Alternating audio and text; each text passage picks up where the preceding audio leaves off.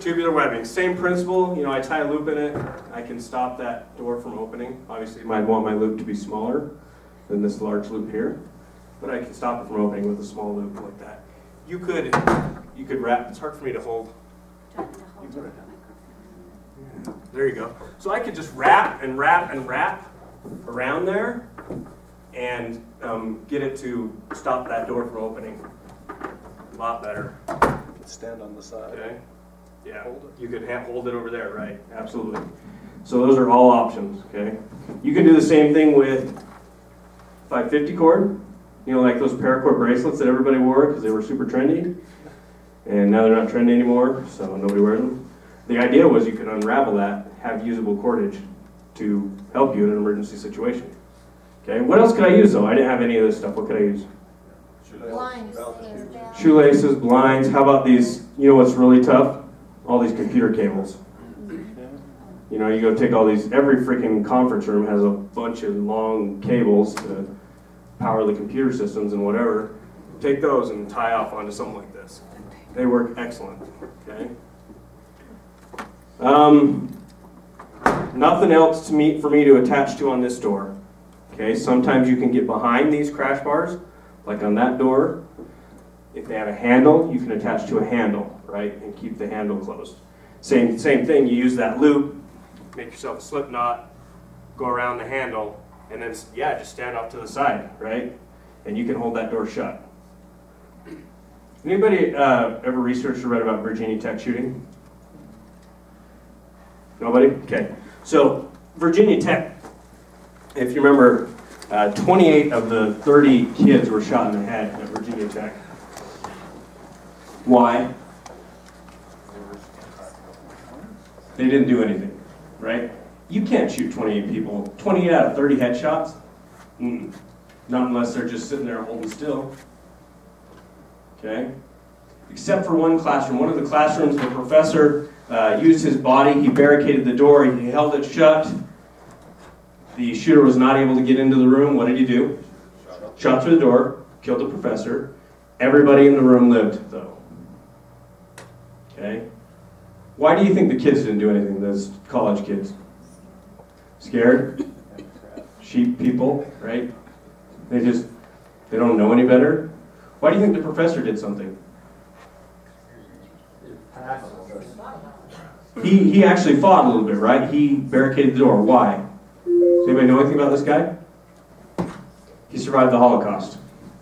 He was in a concentration camp. He understood violence at a way different level than all the kids in his class. Okay? It was a mindset thing. That's all it was. He had the mindset to survive and saved a lot of lives by doing it. Okay, so you can attack pneumatics. Here I've done it with zip ties. There's the tubular webbing. If you're going to use zip ties, you got to have big, tough ones.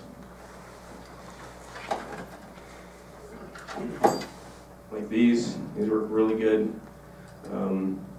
You can do it with cargo straps, right? So here I took a cargo strap and I was able to get behind the crash bar there, and I tied the crash bar to a table that's wider than the door. So now you're not going to pull that table through the door, right? The first thing that's going to break is that crash bar will pull off that door, but you've got to pull out several heavy-duty wood screws through a solid core door. Pretty substantial barricade. It's whatever you have available to you, right? Could I take a tensor barrier and maybe wrap it around there and buy myself some time? Absolutely, right? Look around you, look at your office, look at your workspace. What could I do to slow them down? Now, since a lot of you guys are managers, risk managers, I kind of don't really endorse these types of barricades. Okay? These are permanent barricades that are put in place on doors. A lot of times the firefighters, like veins will start popping out of their heads when they see these, because it's against fire code, a lot of them. But the problem with these is they're too easy to use against you. Okay? If I'm a bad guy, I come into the classroom and I see that on the teacher's door, what do? I use it, right? If I'm a bad guy I'm digging through the teacher's desk for whatever reason and I see this, what do? Like, yeah, this guy's weirder than me, right? But I'm in here killing people. So, very easy to use against you, very cost prohibitive. I mean, they're expensive to install. The best one of these three, if you're going to do something, is this. This metal piece gets removed and placed in the teacher's drawer or possession, so it can't be used without that component. If that makes sense. Okay. So, any questions on hiding? I can show you how to barricade a bunch of doors. I'll bet you that with, say, this 550 cord and this, I could barricade 90% of the doors in this building. Okay? And it's $10 worth of stuff.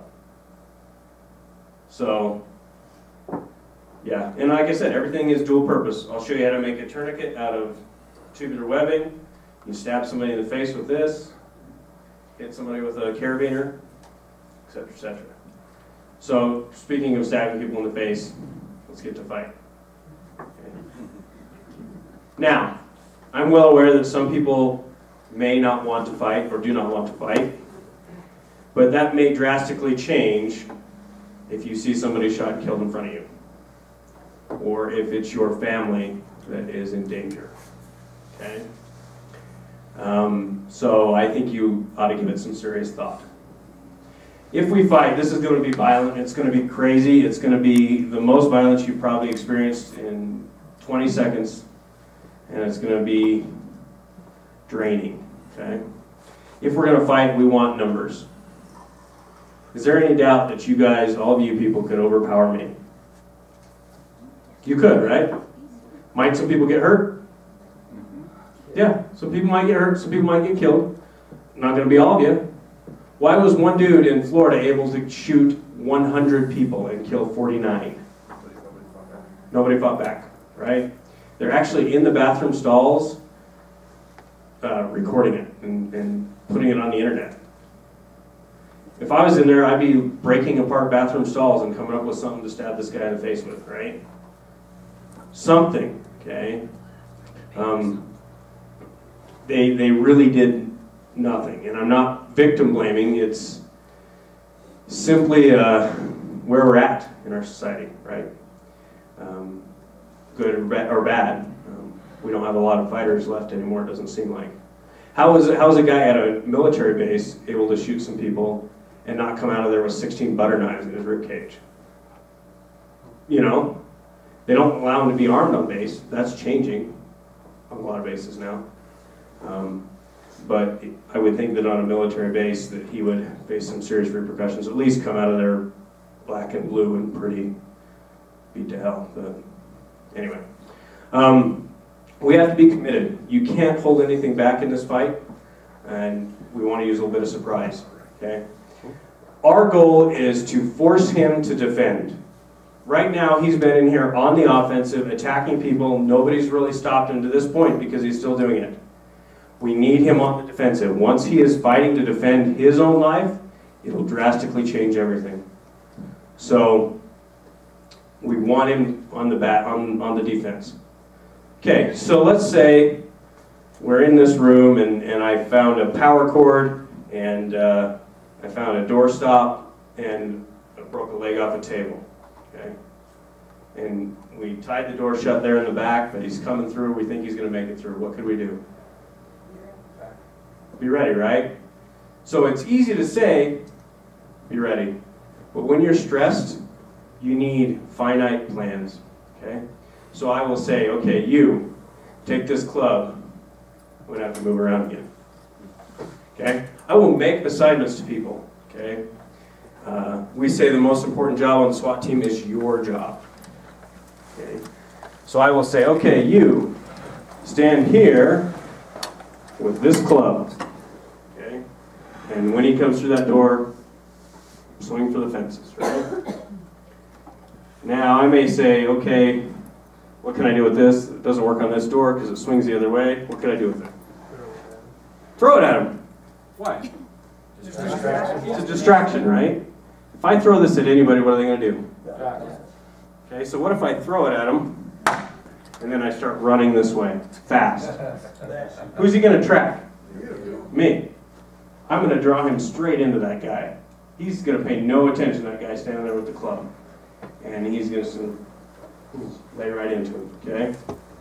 Don't underestimate the value of a distraction. What else could you do? Cordage, stuff like that. Trip hazards, right? You could create a trip hazard at the bottom of the door. So chances are he's going to trip right over it. And you can dogpile him and start going to town. Okay? You can lasso him. Guy's back wants to lasso him. Make a ton of noise, like scream and yell. Anything to distract him, right? Okay, so you've got your plan set. You've got a distraction. You've got two people with clubs. Here he comes to the door, and you guys just cool him. Bam! You freaking knocked him out. Okay. So here's the bad guy on the ground, knocked out. Wow, that worked better than I thought it was gonna. Now what? Okay. You cannot kill him. Let's put this in from a police perspective. If I was a police officer and I knocked this guy out, this assailant, and then I went like this, bam, is that a problem? Yeah, unfortunately you guys are held to the same standards. Once they're no longer a threat to you, you have to cease attacking them.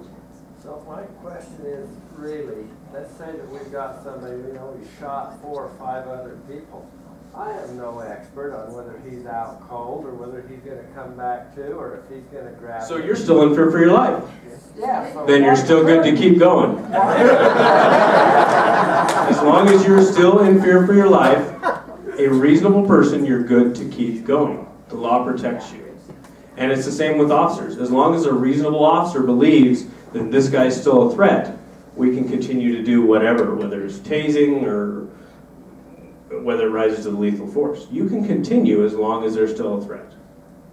What I don't want anybody to do is get in trouble and saying, well, we're just going to have to put him out of his misery because, yeah. If he's hurt bad and not a threat to you, you could get in trouble if you continue the behavior, right? That makes sense to everybody? Now, that being said, it is really hard to stop thumping somebody if you have adrenaline going. Tasers were the hardest thing for me to get used to because you'd go tase somebody and then they'd be like, ah, and they're like, please don't do that again, right? And you put the cuffs on them and then you got all this adrenaline. Because before we had tasers, it was just going to fisticuffs, right? Here we go. And then you tase them and then you got all this adrenaline, you're like, dang, I was gonna thump somebody and now I'm, dang. Fun's over, right? Okay, so, yeah, so, okay, we can't continue to hurt him anymore. He's unconscious. Restrain him? Get rid of the weapon first. Okay, so get rid of the weapon is usually the first one, so kick it away is usually what everybody says. Good idea? Oh, no, Pick it up? Pick it up how? Okay, what if I pick it up, pointing at him, and here comes 4 cops through the door? Right?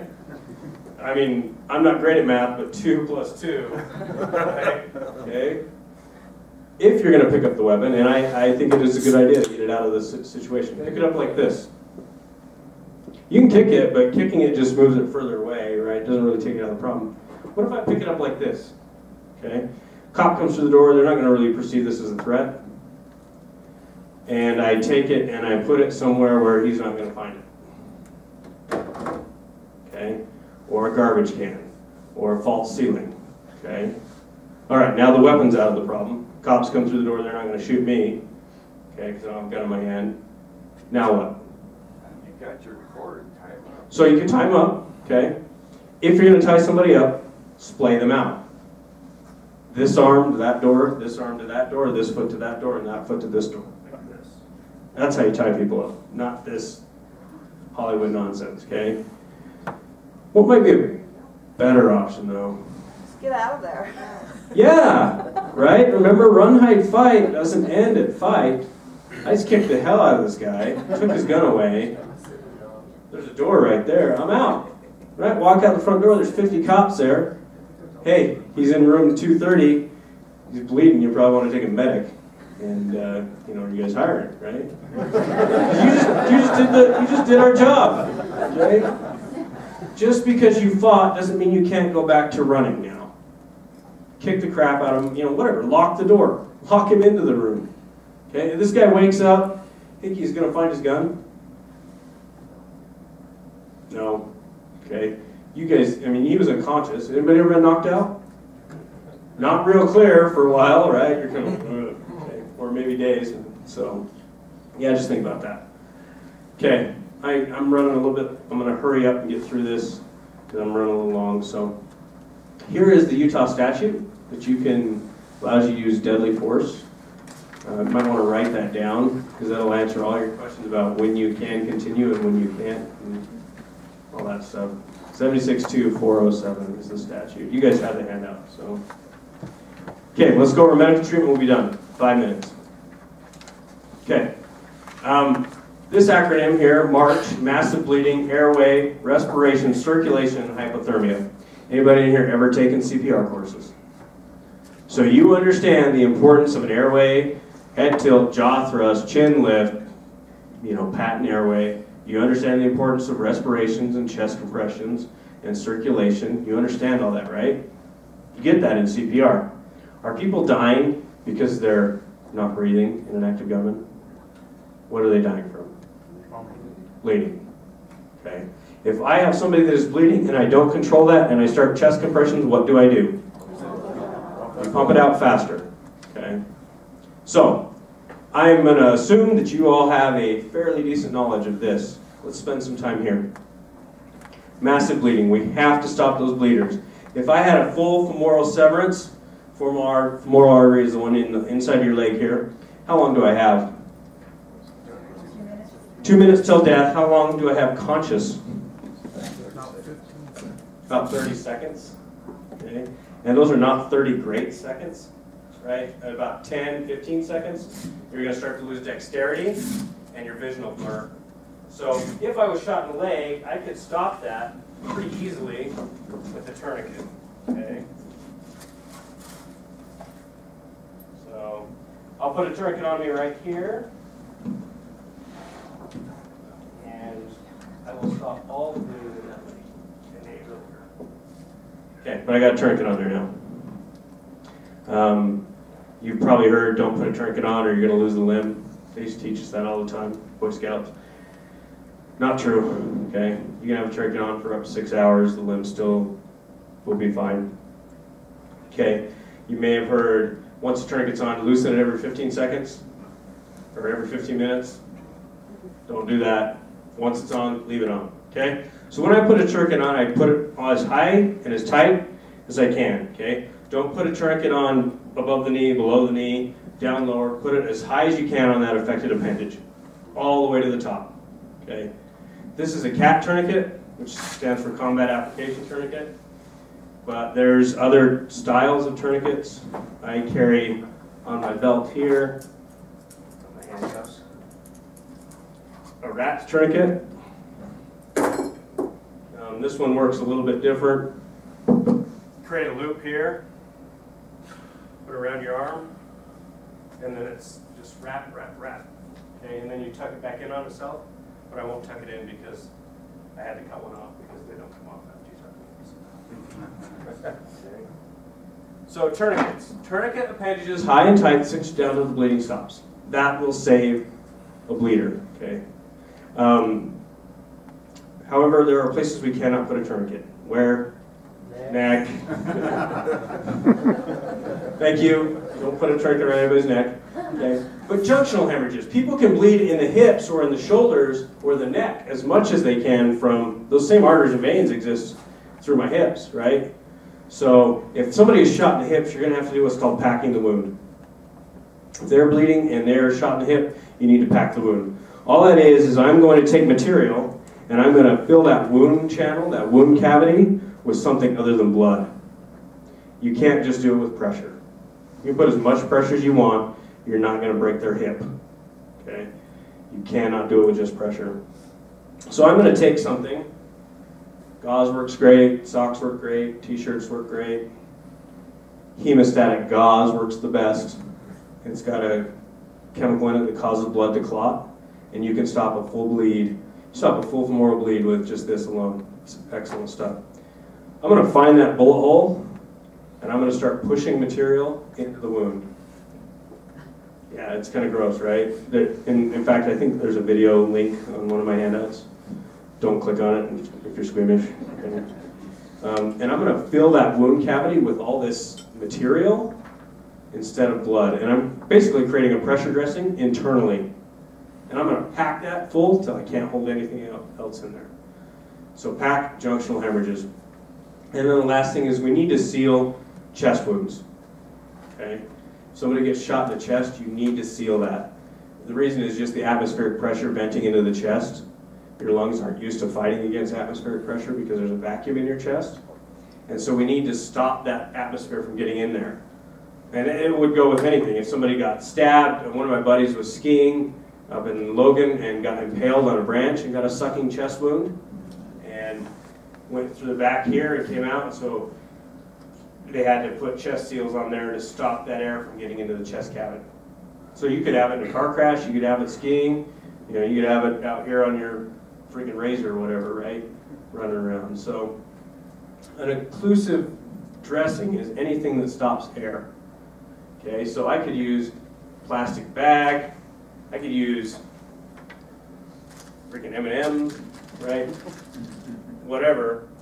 And all I'm doing is covering those holes to stop the air from getting in. You can use duct tape, you can use whatever, stop that air from getting into the chest. Okay? That will prolong their chance to, it's not going to fix it, it'll just prolong their ability to breathe to get them to a higher level of care. Okay? So tourniquet appendages, pack junctional hemorrhages, and then seal those chest wounds. Okay. I am going to open it up to questions. Usually this is where the questions about firearms come in. But if you guys don't want to ask any because I'm a little bit over them, that's fine too. Does anybody have questions about firearms? I can tell you the rules about state buildings. And I think those rules bleed over into county and city buildings also. As far as state buildings, they cannot restrict you, employees, or law-abiding customers from carrying firearms in those buildings, as long as they're doing it legally, with the exception of 3 buildings, and they're in code. Courthouse. Federal buildings. So not, yeah, federal building, federal, right? Okay. But yeah, correctional facilities, airport. Okay, and that's past TSA checkpoints. You can carry a gun into the airport, it's not past TSA checkpoint. So that's the rules there. Same rules apply for open carry. Any questions about firearms? Or, yeah, and really in an active shooter, does a firearm change how that pans out? If we're in here, guys outside, we've barricaded the door, does the firearm change anything? It makes it a little easier, right? Instead of clubbing, am I shooting? It's still a run high fight. Yeah, it's still the same, right? I mean, little gun, people carrying concealed, if you choose to carry concealed, and I assume a fair amount of people in Utah do, what kind of gun are you carrying? Itty bitty gun, right? Do I really want to go on a hunting spree with an itty bitty gun? No, especially not against like a rifle or something. So all that a concealed weapon does, if we're locked in this classroom, bad guys outside, is it's a little bit of an equalizer. As he comes through that door, he's going to get a bullet instead of a club. We're still not going to go hunting. Deadly force is deadly force. Doesn't matter if I'm going to hit somebody with a hammer or shoot him in the head. It's the same. Okay? Is this a good weapon? Sure. You bet it is. That way. Right? Pro tip. Better with that end. Okay. So, yeah. Okay. Firearms, any questions? I mean, I know that a lot of people don't like to ask them in front of people, but if you have questions, you can ask me later. Do you guys have problems with people carrying firearms into your... No. offices? Okay. Open carry? You guys have problems with open carry people? No? Okay. There's a few of them, we get a few of them in Salt Lake County. They like to go to the Capitol and open carry and prove that they can do it. It's like, okay, you know, good for you. You're cool, right? And you see it how they walk around, right? They're like,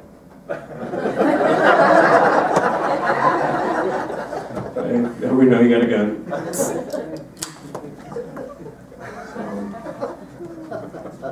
okay. If there's no question about firearms, yes, sir. Not about firearms. Okay. Well, I'm not taking other questions right now. So most of the active shooter information I've seen is always inside a building. But we've got a lot of events that people are involved in here. The rodeo, the ballpark, the city event, the city festival. Any advice for when you're in an active shooter situation outdoors? I think that just makes it that much easier to run, right? 1,000 people running in 1,000 different directions, the chances of the shooter engaging all those people at the same time is not good. Okay, he's just not going to be able to do it. You ever tried to hit a moving target? It's tough, right? It's tough to hit a moving target. I'm a sniper, and we spend a lot of time shooting movers. It is difficult to shoot a mover. Okay, so I think the run and the hide applies, and the more people that are running and hiding and causing that chaos may give a window for somebody with a firearm to end that, right? If the bad guy's trying to track 100 people around 100 different directions, that gives me just enough time to get close enough to do what I need to do. I've thought about it in the movie theater, right? I'm like, we're in a movie theater, and if a guy came in and started shooting, I'm like, I'm gonna have to belly crawl on this nasty floor, okay, to pop up 3 feet away where my judge will do what I needed to do. You guys know what a judge is? That's usually what I carry. Okay. That and another gun. But yeah, you just have to have those plans. I don't think it changes anything. I think it makes it a little easier, honestly. So, yes, sir. In our office, our sheriff's department offered us some advice of having wasp spray on the desk to shoot them in the eyes because it'll shoot at a distance. Yeah, I've heard that before. And same thing with pepper spray. It's kind of the same principle. It's interesting that you say that because I've heard that from about a dozen different people. I would go ahead and say probably not. I've been pepper sprayed. I've never been wasp sprayed. But the idea is similar, right? A chemical irritant that would make it difficult for them to see. I've been pepper sprayed. I can fight through it and I can still shoot you. Okay? It's just not foolproof, right? It's now I'll tell you what pepper spray is fantastic for. Bad guys outside my door. Here's my office door. Bad guys outside there. Before I lock it, I take the pepper spray and hose down the outside of my door, and then close the door. Anybody ever been around pepper spray? Is anybody hang around that door? Nope. It works excellent for area denial. He touches the doorknob. Now it's on his hand. He's going to touch his face, and he's hosed, right? And you're in there like, ha. Gotcha. So, it's better than nothing, but don't expect to spray pepper spray or wasp spray at somebody and be like, now what? Because you're going to catch one right in the cradle, okay? I was just going to say it affects everybody that's in the room. So everybody's going to get exposure. Absolutely. Absolutely. I've had people ask me about tasers. Can you carry tasers? Sure. You guys can all buy tasers. It's the exact same thing as this taser. Exact same thing, only it functions for, see, our tasers?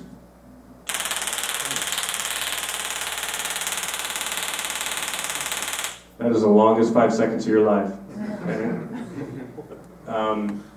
But civilian tasers go for 30 seconds. So the idea is, you see this is the cartridge that shoots the wires out? So the idea is you shoot them, and then you set it down and run. And he sits there for 30 seconds. Okay? But you can get those. That is probably more effective than spray, but it's still not 100%. I don't want to get that close. It'll shoot about 21 feet. Yeah, you don't want to get that close, but if that's what you have, it's better than nothing. So, okay. Any other questions? No? Okay. I know I went a little bit over, sorry. But you guys can go to your next stuff. If you have questions, come up and ask me. Or if you want to look at any of this stuff, you're more than welcome to. We're on break, so thank you. On his leg, and the tourniquet was below there. Right? So I'm in the emergency room talking to the docs and nurses and be like, hey, I know you're a doctor, but this goes above the wound, you know, kind of helping them out. So I did that kind of stuff, and I can come help with that, obviously, but I'd say contact your local sheriff, fire, and PD, and get their training people involved, because those are the people who are going to be responding to your buildings, right? And so I'd rather they have some input on what they kind of want you to do. Like this? Do you have contact information of their? No, I don't have a phone or anything. Yes, I have contact. It's, I'll give you my email and my phone number. It's wweber@utah.gov is my email. And my cell phone is 801-518-0859. Do the email one more time, W Weber? WWEBER. Whiskey, Echo, Bravo, Echo, Hotel at utah.gov. Utah spelled out, not UT. Cool. Thanks again, sir. Oh, absolutely.